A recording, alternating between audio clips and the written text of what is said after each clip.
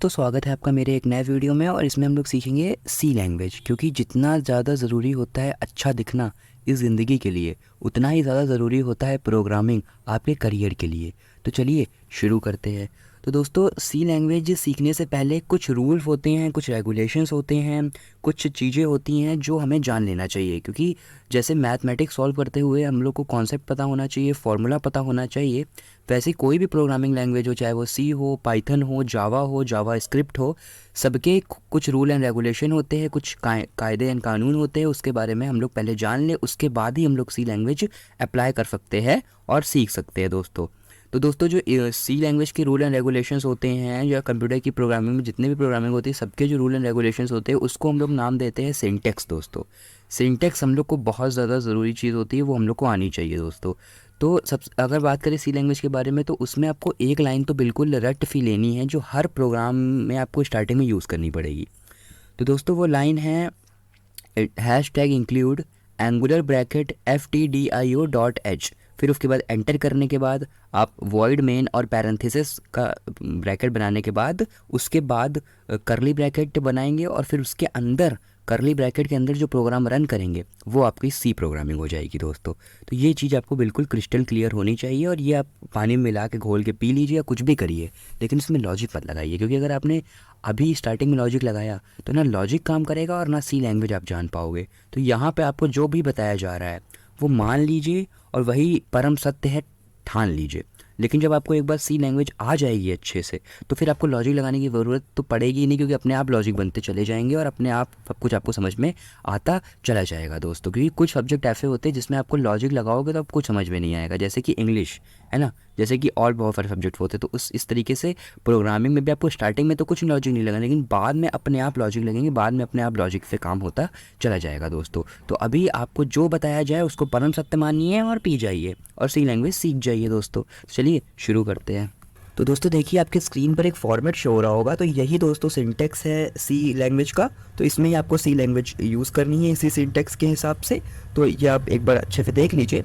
और अगर अभी आपको कोई चीज़ नहीं समझ में आ रही है तो परेशान होने की ज़रूरत नहीं है। ज़्यादातर लोगों को नहीं समझ में आती है, तो जब मैं प्रोग्रामिंग करूँगा, जब मैं कुछ बेसिक प्रोग्राम आगे चल के अभी रन करने वाला हूँ, तो वहाँ पर आपको चीज़ें समझ में आ जाएंगी कि इसका क्या काम है, इसका क्या काम है, ये सिंटेक्स क्यों यूज़ किया गया, सारी चीज़ें आपको समझ में आ जाएगी दोस्तों। तो दोस्तों, अभी मैं एक बहुत बेसिक सा प्रोग्राम रन करने जा रहा हूँ। तो उसको रन करने से पहले मैं आपको बता दूँ कुछ बेसिक टर्म, जैसे कि फ्लोट वैल्यू और इंटीजर वैल्यू।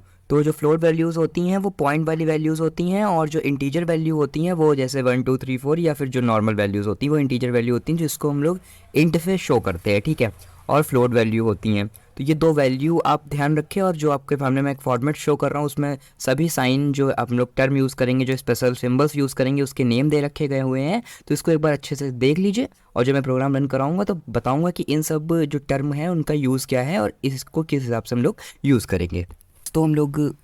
तो दोस्तों चलिए हम लोग एक प्रोग्राम रन करने जा रहे हैं। एक नॉर्मल फाइल प्रोग्राम है, उसको हम लोग रन करेंगे। तो उसके लिए जो हम लोग एप्लीकेशन का यूज़ करेंगे उसका नाम है दोस्तों देव C++, जो आपको गूगल पर फ्री ऑफ कॉस्ट मिल जाएगी। अगर आपको प्रैक्टिस के लिए डाउनलोड करनी है तो आप कर सकते हैं, मैंने डिस्क्रिप्शन में आपको लिंक दे रखी है। चलिए मैं ऑन कर लेता हूँ देव C++। यहाँ पर आप सर्च अगर करते हैं देव C++, वैसे तो मेरे पास पहले से भी डाउनलोड थी, तो मैं ओपन कर लेता रहा हूँ। देखिए आपके सामने इस तरीके का कोई इंटरफेस खुल कर आ जाएगा। यहाँ पे आप देखिए न्यू का ऑप्शन होगा, फाइल के जस्ट नीचे न्यू का ऑप्शन होगा, वहाँ पे आप क्लिक करेंगे तो वहाँ पे आपको सोर्स फाइल दिखेंगे, उस पर आप क्लिक करेंगे तो आपके सामने पूरी ये इस तरीके की स्क्रीन खुल कर आ जाएगी। अब यहाँ पे आप सी लैंग्वेज प्रोग्राम जो होगा वो यहाँ पे रन करवाएंगे, और हर तरीके के प्रोग्राम आप यहाँ पे दोस्तों रन करवा सकते हैं। तो चलिए देखते हैं।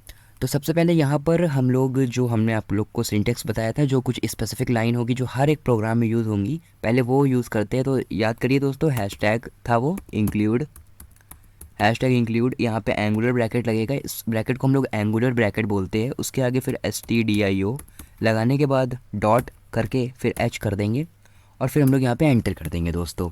फिर एक और स्पेसिफिक लाइन जिसका नाम है दोस्तों void main, VOID void main, parenthesis bracket यहाँ पे लगाएंगे हम लोग। इस ब्रैकेट को हम लोग पैरेंथेसिस बोलते हैं। मैथमेटिक्स में आप लोग इसको मिनी ब्रैकेट बोलते होंगे, लेकिन यहाँ पे आपको इसको पैरेंथेसिस बोलना पड़ेगा। फिर आप यहाँ पे इंटर करते हो, फिर यहाँ पर आप दोस्तों करली ब्रैकेट लगा देते हैं। अब देखिए यहाँ पे ये सिंटेक्स बनकर तैयार हो गया है। अब इस सिंटेक्स के अंदर आप सी प्रोग्रामिंग करेंगे, और जो कुछ भी करेंगे ये जो दो करली ब्रैकेट है इसके अंदर ही दोस्तों आप लोग करेंगे। तो दोस्तों मैं आपको बता दूं, जो हम लोग का प्रोग्राम है वो है एरिया ऑफ स्क्वायर निकालने का। मतलब एरिया ऑफ स्क्वायर का फॉर्मूला होता है साइड इंटू साइड। तो यहाँ पे भाई हम लोग करेंगे, हम लोग यूज़र से साइड मांगेंगे, यूज़र कोई भी रैंडम साइड देगा, उसका आंसर निकल कर आ जाएगा दोस्तों। तो इस तरीके का कुछ प्रोग्राम एग्जीक्यूट करने के बाद बनेगा। तो उसको बनाने के लिए सबसे पहले हम लोग को एक वैल्यू डिफाइन करनी पड़ेगी, मतलब कि वो इंटीजर वैल्यू होगी या फ्लोट वैल्यू होगी। तो दोस्तों यहाँ पे हम लोग इंटीजर वैल्यू का प्रोग्राम बना रहे हैं। मतलब कि इंटीजर मतलब कि अगर कोई भी यूज़र कोई इंटीजर वैल्यू देगा तो वहाँ पे इंटीजर ही आंसर दोस्तों आएगा। तो सबसे पहले हम लोग यहाँ पे इंट जो होगा वो करेंगे। इंटीजर को हम लोग इंट पे डिफाइन करते हैं, मैंने आपको बताया हुआ है। फिर यहाँ पे स्पेस देंगे। यहाँ पे स्पेस में हम लोग को दो चीज़ों की जरूरत पड़ने वाली है, एक साइड की, तो साइड, फिर यहाँ पे कॉमा लगाएंगे, और एरिया दोस्तों जो हम लोग को निकालना है। फिर उसके बाद इसको ब्लॉक करके फिर एंटर कर देंगे। एंटर करने के बाद दोस्तों यहाँ पे प्रिंट एफ का यूज़ करेंगे। प्रिंट एफ का यूज़ करेंगे। प्रिंट एफ का यूज़ होता है यहाँ पे कोई भी चीज़ शो करने के लिए। फिर यहाँ फिर पैरेंथेसिस ब्रैकेट लगाएंगे, फिर डबल इन्वर्टेड कॉमा लगा देंगे। उसके बाद हम लोग इसके अंदर लिखेंगे enter, enter the enter the enter the number. यहाँ पे हम लोग लिखेंगे एंटर द साइड, जो हम लोग को साइड यहाँ पे एंटर करनी है, तो एंटर द साइड हम लोग यहाँ पे लिखेंगे। फिर उसके बाद यहाँ पे फिर हम लोग इसको एंटर कर देंगे, ब्लॉक करके एंटर कर देंगे। उसके बाद हम लोग स्कैन एफ का दोस्तों यूज़ करेंगे। तो दोस्तों स्कैन एफ ये बहुत ज़रूरी चीज़, आपको एक बहुत ज़्यादा ज़रूरी चीज़ हो जाती है। स्कैन एफ का यूज़ हम लोग तब करते हैं जब हम लोग को कोई कहीं पे चीज़ें रोकनी होती, कहीं पे कर्सर रोकना होता है। जब हम लोग यूज़र पूछेंगे एंटर द साइड, तो वहाँ पे जो डैश आएगा, जो बनकर आएगा, जो वहाँ पे थोड़ी देर के लिए रुकेगा कर्सर, तो उसके लिए हम लोग स्कैन एफ का यूज़ करते हैं। तो यहाँ पे भी स्कैन एफ पैरेंथेसिस ब्रैकेट, फिर डबल इन्वर्टेड कॉमा के अंदर हम लोग लिखेंगे परसेंटेज दोस्तों डी। अब यहाँ पे एक जानने वाली बात है, समझने वाली बात है कि हम लोग ने परसेंटेज डी का यूज़ किया, क्यों किया? क्योंकि इंटीजर वैल्यू हम लोग ने पहले से ही डिफाइन कर रखी है। लेकिन अगर हम लोग फ्लोट वैल्यू डिफाइन करते, वहाँ पे अगर हम लोग फ्लोट वैल्यू लिखते तो यहाँ पे हम लोग परसेंटेज एफ लिखते दोस्तों। लेकिन यहाँ पे हम लोग इंटीजर वैल्यू, तो यहाँ पे हम लोग डी लिखेंगे। फिर हम लोग आगे करेंगे, फिर यहाँ पे दोस्तों कॉमा लगा देंगे। कॉमा लगाने के बाद हम लोगों को जो चीज़ वहाँ पे चाहिए, मतलब साइड चाहिए, साइड वहाँ पे शो होनी चाहिए, तो यहाँ पे हम लोग साइड लिखेंगे दोस्तों। जो हम लोग की वैल्यू होगी वो वहाँ जाएगी इंटीजर की जगह पे। तो साइड करने के बाद फिर यहाँ पे करके, फिर यहाँ पे अगर आपको अभी थोड़ा बहुत नहीं समझ में आ रहा है, जब मैं एग्जीक्यूट कराऊंगा तो आपको सारी चीज़ें समझ में आ जाएंगी कि स्कैन एफ का दोस्तों क्यों यूज़ हुआ था। स्कैन एफ हो गया। अब यहाँ पे देखिए, अब सबसे ज़रूरी काम हो जाता है फार्मूला। अब मैथमेटिक्स में आपने क्या फार्मूला पढ़ा है एरिया ऑफ स्क्वायर का दोस्तों, बताइए? आपको पता ही होगा, साइड इंटू साइड आपने पढ़ा होगा। तो यहाँ पे सबसे पहले फार्मूला लिख देंगे, area equal to side, side यहाँ पे इंटू शो करने के लिए हम लोग एस्ट्रिक का यूज़ करते हैं, मतलब स्टार का यूज़ करते हैं, एस्ट्रिक बोले या स्टार बोले, तो साइड इंटू साइड। दोस्तों एक चीज़ याद रखिएगा, ये केस सेंसिटिव लैंग्वेज है, एक एक लाइन इसमें चेक होती है, तो हर लाइन को बहुत अच्छे से लिखने की ज़रूरत होती है। एंटर कर देंगे। एंटर करने के बाद यहाँ पे एकदम जो फाइनल प्रिंट आप करोगे वही रोटी रटाई कहानी, प्रिंट एफ, प्रिंट एफ, फिर वही पैरेंथेसिस ब्रैकेट, फिर वही डबल इन्वर्टेड कॉमा, फिर अब यहाँ पे अंदर लिखोगे द एरिया जो हम लोग को निकालना है, the area of square, the area of square यहाँ पे आप लिखोगे। फिर area of square is percentage, percentage लगाओगे यहाँ पे और एफ लिखोगे, सॉरी एफ नहीं लिखोगे, फ्लोट वैल्यू नहीं है, इंटीजर वैल्यू है, तो आप डी लिखोगे। फिर उसके बाद यहाँ पे कॉमा, कॉमा लगाने के बाद यहाँ पे एरिया आपको आना, अब निकालना है, तो एरिया फाइंड करना है, तो अब एरिया लगाने के बाद इसको एकदम बंद कर देंगे आप यहाँ पे। और देखिए मैं एक चीज़ यहाँ पे देखिए भूल गया, स्कैन एफ वाली लाइन में मैंने साइड के पीछे एम्पर फैन नहीं लगाया, एम्पर फैन ज़रूर लगाइए। इन सब चीज़ों के बारे में मैं आपको आगे चल के बताऊंगा आगे आने वाले वीडियोस में, क्योंकि अभी मैं बताऊंगा तो फिर आप कंफ्यूज हो जाएंगे और कुछ भी नहीं सीख पाएंगे दोस्तों। तो यहाँ देखिए पूरा प्रोग्राम कंप्लीट हो चुका है और यहाँ पे मैं एग्जीक्यूट करने जा रहा हूँ और देखते हैं कि एग्जीक्यूट होता है या फिर नहीं होता है दोस्तों। तो चलिए शुरू करते हैं। तो यहाँ पे देखिए मैं कंपाइल एंड रन पे क्लिक करूँगा और जैसे मैंने यहाँ पे रन किया तो देखिए सेव करने को बोल रहा है, तो मैं यहाँ पे कुछ भी नाम दे दूँगा, सेव करूँगा। मैं यहाँ पे नाम दे देता हूँ area of square, area of, यहाँ पे देखिए आपको वो स्पेस बिल्कुल नहीं देना है, SQUAR स्क्वायर 456 इस तरीके मैंने एक नाम दे दिया। और यहाँ पे सेव एज अ टाइप, मतलब सोर्स फाइल सी पे आप यहाँ पे सेव करके सेव कर ले। देखिए यहाँ पे फाइल रन हो रही है, तो दोस्तों थोड़ा टाइम लग रहा है। देखिए दोस्तों यहाँ पे रन हो चुका है और ये देखिए यहाँ पे मुझसे ये पूछ रहा है एंटर द साइड। तो अब मैं यूज़र बन चुका हूँ दोस्तों, तो अब मैं यहाँ पे रैंडमली कुछ भी डालूंगा। अब फॉर एग्जांपल मैंने यहाँ पे 6 लिखा, एंटर करा, ये देखिए दोस्तों आंसर निकल कर आ गया, the area of square is 36 दोस्तों। तो इस तरीके से आप कोई भी रैंडम वैल्यू यहाँ पे डालते हैं तो आपको वो आंसर निकल कर आ जाएगा। एक बार मैं फिर आपको कंपाइल और रन करके दिखा देता हूँ। अब देखिए यहाँ पे मैं थोड़ी सी बड़ी वैल्यू लूँगा, डबल डिजिट वैल्यू लूँगा, तो यहाँ पे मैंने 88 वैल्यू ली और एंटर करा। देखिए यहाँ पे आंसर निकल कर आ गया 7744। तो इस तरीके से ये प्रोग्राम बन चुका है। अब आप कोई भी वैल्यू देंगे तो उसकी जो एरिया ऑफ स्क्वायर है वो निकल कर दोस्तों आ जाएगा। ये बहुत ही नॉर्मल सा प्रोग्राम था दोस्तों। इसके आगे और भी बड़े बड़े प्रोग्राम होते हैं जो हम लोग अलग आने वाले वीडियोज़ में सीखेंगे। क्योंकि दोस्तों मैं आपको एक चीज़ बता दूँ, एकदम फ्री की एडवाइस दे दूँ कि ना आपकी फिजिक्स काम आएगी, ना आपकी मैथमेटिक्स काम आएगी, ना आपकी केमिस्ट्री काम आएगी, और ना ही आपकी इलेक्ट्रॉनिक्स इंजीनियरिंग काम आएगी दोस्तों काम आएगा तो पीपीएस काम आएगा, मतलब प्रोग्रामिंग काम आएगी। अगर आपको लैंग्वेज सी लैंग्वेज आती है, पाइथन लैंग्वेज आती है, जावा स्क्रिप्ट लैंग्वेज आती है, तो आपको जॉब लेने से कोई नहीं रोक सकता है। इस वाले में हम लोग थोड़े और एडवांस लेवल में बात करेंगे सी लैंग्वेज के बारे में। कुछ स्पेशल टर्म्स के नाम जानेंगे, किन किन चीज़ों का इसमें यूज़ होता है उसके बारे में जानेंगे। और आज हम लोग एक बहुत अच्छा सा प्रोग्राम रन करेंगे जिसका नाम है लीप ईयर प्रोग्राम। मतलब कि जो जैसे कि 4 साल में एक बार लीप ईयर होता है, तो हम लोग को उस प्रोग्राम में ये देखना होगा कि जब हम लोग कोई भी यूज़र कोई भी ईयर एंटर करेगा तो वहाँ पे वो लीप ईयर है या फिर वो लीप ईयर नहीं है, वो लिख कर आ जाएगा। तो इस तरीके का हम लोग उसमें प्रोग्राम आज करने वाले हैं। और कुछ बहुत सारे ऐसे टर्म होते हैं जैसे कि फॉर्मेट स्पेसिफायर और डिसीजन मेकिंग, ये सब चीज़ों के बारे में आज जानेंगे। इफ़ और एल्स कंडीशन कैसे यूज़ करें, लॉजिकल ऑपरेटर कैसे यूज़ करें, अर्थमेटिक ऑपरेटर्स क्या होते हैं, और भी सी लैंग्वेज में और भी बहुत सारी चीज़ें होती हैं, उसके बारे में आज हम लोग जानेंगे। तो चलिए शुरू करते हैं। तो दोस्तों यहाँ मैं बहुत बेसिक सा प्रोग्राम रन करने जा रहा हूँ। तो सबसे पहले मैं एप्लीकेशन खोल लूँ, आई थिंक खुली हुई है पहले से ही। तो दोस्तों यहाँ पे देखिए प्रोग्राम मैंने पहले से रन करके रखा हुआ है, लेकिन मैं फिर स्टार्टिंग से रन करूँगा। मैं पूरा हटा दे रहा हूँ।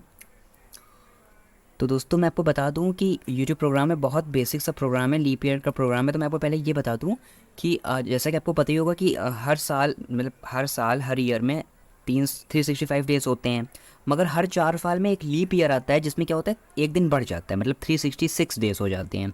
क्यों हो जाते हैं? क्योंकि फरवरी में एक दिन बढ़ जाता है, फरवरी में 28 दिन होते हैं, लेकिन लीप ईयर में 29 दिन हो जाते हैं। तो ये प्रोग्राम कुछ इस तरीके से बनने वाला है कि कोई भी यूज़र कोई भी रैंडम ईयर अगर वहाँ पर एंटर करता है तो पता चल जाएगा कि वो लीप ईयर है दोस्तों या फिर नहीं है, मतलब कि उसमें 366 डेज़ होने वाले हैं या फिर नहीं होने वाले हैं दोस्तों। तो चलिए देखते हैं। तो सबसे पहले जो हम लोग की कुछ स्पेसिफिक लाइनें थी जो मैंने आपको बताई हुई हैं, कुछ सिंटेक्स था, तो पहले वो हम लोग यहाँ पर लिख लेते हैं। जो मैंने आपको कहा था कि आप लोग रट ले या जो भी करके उसको याद कर ले। तो हैशटैग इंक्लूड फिर एंगुलर ब्रैकेट का यहाँ पर हम लोग यूज़ करेंगे। तो मैं बहुत धीमे धीमे टाइपिंग कर रहा हूँ जिससे कि आप लोग को समझ में आ जाए दोस्तों। इंक्लूड एंगुलर ब्रैकेट stdio.h, क्योंकि समझ में आना बहुत ज़्यादा ज़रूरी हो जाता है।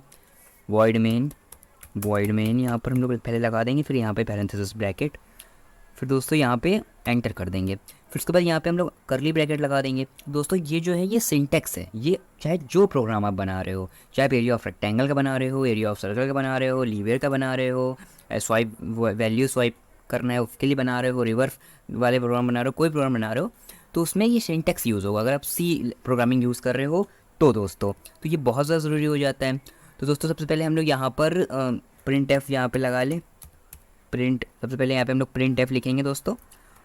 प्रिंट एफ नहीं लिखेंगे, पहले हम लोग यहाँ पे डेटा टाइप डिफाइन करेंगे, मतलब इंटीजर होगा या फिर फ्लोट वैल्यू होगी, मतलब पॉइंट वाली वैल्यू होगी या फिर नॉर्मल वैल्यू होगी। तो इंटीजर वैल्यू हम लोग डिफाइन कर ले। फिर यहाँ पे दो चीज़ों की ज़रूरत पड़ने वाली है, एक ईयर की ज़रूरत पड़ने वाली है, फिर कॉमा देखिए यहाँ पर लीप ईयर की दोस्तों ज़रूरत पड़ने वाली है। यहाँ पे लीप ईयर की ज़रूरत, क्योंकि हम लोग लीप ईयर को निकालना है हम लोग को, और ईयर जो है वो यूज़र हम लोग को एंटर ही करेगा। तो यहाँ पे फिर उसके बाद हम लोग एंटर कर देंगे। फिर उसके बाद हम लोग यहाँ पे प्रिंट एफ लिखेंगे, जो रटी रटाई कहानी है। प्रिंट एफ जो मैंने आपको पहले वाले लेक्चर्स में बताए हुए हैं, ये सब लाइनें तो आप लोग को पता ही होंगे। अगर आपने मेरा पहला वीडियो नहीं देखा है तो आप जाके देख सकते हो। मेरा एक और चैनल है द अनबॉक्सिफाई करके, डिस्क्रिप्शन में मैंने लिंक दे रखी है, तो वहाँ पे जाकर मेरा पहला वाला वीडियो देख सकते हो। तो सी लैंग्वेज पे ही बना हुआ है। फिर यहाँ पे डबल इन्वर्टेड कॉमा, फिर यहाँ पे अंदर हम लोग लिखेंगे एंटर द ईयर दोस्तों। एंटर द ईयर यहाँ पर हम लोग लिखेंगे, और फिर करने के बाद फिर यहाँ पे दोस्तों एंटर कर देंगे।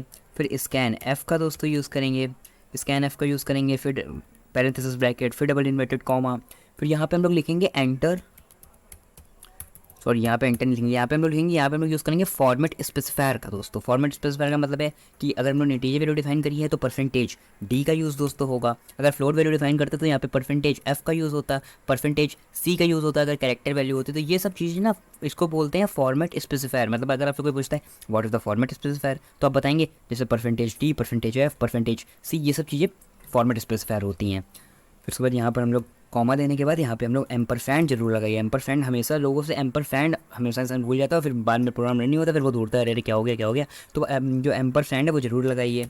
फिर यहाँ पे ईयर लिखिए, फिर यहाँ पर कॉमा लगा के फिर यहाँ पे अब ये वाली जो लाइन होने वाली लॉजिकल लाइन होने वाली, सारा खेल इसी में है, इस लॉजिक में ही सारी चीज़ें होने वाली हैं दोस्तों। तो दोस्तों बहुत सारे लोगों को ये कन्फ्यूज़न होती है कि अगर 4 से ही अगर कोई नंबर 4 से डिवाइड हो जाता है और पूरा एकदम पूरे तरीके से कट जाता है तो जो ईयर होता है वो लीप ईयर हो जाता है। लेकिन ऐसा बिल्कुल भी नहीं है, क्योंकि अगर मैं आपको एक एग्जांपल दूं तो ईयर 200 अगर आप कहीं पे भी सर्च करते हैं तो वो 2 से पूरा कट 4 से पूरा मतलब डिवाइड हो जाता है, मगर तब भी वो लीप ईयर दोस्तों नहीं है। दोस्तों ये आप ये बात ध्यान रखें, वो लीप ईयर नहीं है। लोग बोलते हैं वो लीप ईयर है, मगर वो लीप ईयर नहीं है। तो दोस्तों बहुत सारी चीज़ें ऐसी होती हैं जो हम लोग को पता होनी चाहिए, मतलब कि इसके बहुत सारे क्राइटेरिया होते हैं। जब वो सब कुछ आइडेंटिफाई होते हैं तब पता चलता है कि वो लीप ईयर है या फिर नहीं है दोस्तों। ये नहीं कि बस 4 पे डिवाइड हो गया तो वो लीप ईयर नहीं है, ऐसा कुछ नहीं है। मतलब ऐसा नहीं कि 4 पे डिवाइड हो गया तो वो लीप ईयर है, ऐसा कुछ नहीं है। तो यहाँ पर हम लोग लॉजिक पहले यूज़ करते हैं। तो लॉजिक यूज़ करने के लिए सबसे पहले हम लोग पैरेंथेसिस ब्रैकेट लगा देंगे। सॉरी, इफ़ और एल्स की कंडीशन यहाँ पे यूज़ होगी। तो इफ़ कंडीशन यहाँ पे हम लोग लगा दें, फिर यहाँ पे ब्रैकेट लगा दें। फिर इसके अंदर हम लोग सबसे पहली जो कंडीशन होनी चाहिए, जो एकदम फॉलो होनी चाहिए, वो ये होती है कि जो आपका ईयर है, मतलब जो भी यूज़र ने ईयर एंटर किया वो जो है पूरा 400 से डिवाइड हो जाना चाहिए, मतलब 400 डिवाइड हो जाना चाहिए और 0 आ जाना चाहिए। ये सबसे बड़ी एक होता है, ये कंडीशन फॉलो होनी चाहिए। अब यहाँ पे हम लोग ऑन और लॉजिकल ऑपरेटर का दोस्तों यूज़ करेंगे। अब दोस्तों देखिए और एंड ये 2 लॉजिकल ऑपरेटर होते हैं। तो और में क्या होता है कि जैसे कि कोई ट्रू, अगर दोनों जो कंडीशन है वो ट्रू है तो ट्रू ये प्रिंट करेगा, मगर अगर दोनों में कोई एक कंडीशन ट्रू है तब भी ये ट्रू ही प्रिंट करेगा, फॉल्स नहीं प्रिंट करेगा। इसीलिए हम लोग ने यहाँ पे और कंडीशन लगा दी। वहीं अब एंड कंडीशन में क्या होता है कि अगर दोनों ट्रू है तभी ट्रू प्रिंट होगा, अगर एक भी फॉल्स है तो वहाँ पे फॉल्स ही दोस्तों प्रिंट होगा, ट्रू नहीं प्रिंट होगा। तो ये हो जाता है। तो यहाँ पे दोस्तों सबसे पहले हम लोग यहाँ पर एक और ब्रैकेट लगा दें। देन यहाँ पे इसके अंदर हम लोग लिखेंगे ईयर, फिर परसेंटेज का यूज़ यहाँ पे दोस्तों हम लोग करेंगे, परसेंटेज का यूज़ करेंगे। और यहाँ पर 4 से दोस्तों पूरे तरीके से डिवाइड हो जाना चाहिए, आप लोग को पता ही है। अब यहाँ पे देखिए एंड का यूज़ होगा, क्योंकि यहाँ पे अगर एक फॉल्स होता है तब भी ट्रू ही प्रिंट होना चाहिए। तो यहाँ पर हम लोग सबसे पहले एंड कंडीशन का यूज़ करेंगे, एंड लॉजिकल ऑपरेटर का यूज़ करेंगे। तो यहाँ पे दोस्तों एंड लॉजिकल ऑपरेटर का यूज़ होगा, और जो ईयर होगा, जो भी रैंडम ईयर होगा, वो परसेंटेज 100 फिर डिवाइड नहीं होना चाहिए, मतलब कि वो पूरे तरीके से कट नहीं जाना चाहिए 100 से। तो इसलिए यहाँ पर हम लोग नॉट इक्वल टू का साइन लगाएंगे, नॉट इक्वल टू 0 दोस्तों। तो यहाँ पे देखिए पूरा जो था वो कंप्लीट हो चुका है दोस्तों। यहाँ पे 3 ब्रैकेट नहीं, एक ही 2 ही ब्रैकेट लगेंगे। तो दोस्तों ये देखिए पूरे तरीके से कंप्लीट हो चुका है। अब उसके बाद यहाँ पर ये इफ़ कंडीशन तो हो गई। अब इफ़ कंडीशन के लिए देखिए, अब इफ़ कंडीशन के लिए भी करली ब्रैकेट का यूज़ होता है, तो हम लोग इफ़ कंडीशन के लिए करली ब्रैकेट का यूज़ करेंगे। मतलब कि जो लैंग्वेज के सिंटेक्स उसमें करली ब्रैकेट का यूज़ होगा, मगर इफ़ और एल्स कंडीशन में अलग से करली ब्रैकेट का दोस्तों यूज़ होगा। तो दूसरी लाइन में हम लोग प्रिंट एफ लिखेंगे, फिर डबल पैरेंथेसिस ब्रैकेट लगाएंगे, फिर वहाँ पर डबल इन्वर्टेड कॉमा लगाएंगे, फिर से लिखेंगे this is a leap year. मगर मतलब कि ये लॉजिक अगर फॉलो हो जाता है, ये लॉजिक अगर पूरी तरीके से कंडीशन सही होती है, तो this is a leap year, this is a leap year दोस्तों, this is a leap year. अब उसके आगे यहाँ पर हम लोग फिर उसके बाद हम लोग यहाँ पर एक बार फिर से एंटर करने के बाद एल्स कंडीशन दोस्तों लगाएंगे। एल्स कंडीशन बहुत ज़्यादा ज़रूरी है। एल्स कंडीशन हम लोग यहाँ पर लगाएंगे और फिर एंटर कर देंगे। फिर इसके लिए भी अलग से करली ब्रैकेट का यूज़ करेंगे। फिर प्रिंट एफ लिखेंगे दोस्तों, प्रिंट एफ लिखेंगे, फिर पैरेंथेसिस, फिर उसके अंदर लिखेंगे this is not a leap year. मगर मतलब कि अगर ये कंडीशन नहीं फॉलो होती है तो ये भी तो प्रिंट होना चाहिए ना कि ये लीप ईयर नहीं है। दोनों चीज़ें हम लोग को पता करनी है। तो this is not a leap year, this is not a leap year दोस्तों। जब मैं इसको रन कराऊंगा तो आपको और अच्छे से समझ में आएगा, इसलिए मैं बहुत धीमे धीमे टाइपिंग कर रहा हूँ कि समझ में आना चाहिए। समझ में आना बहुत ज़रूरी चीज़ हो जाती है। यहाँ पे देखिए पूरा इस तरीके से हो चुका है।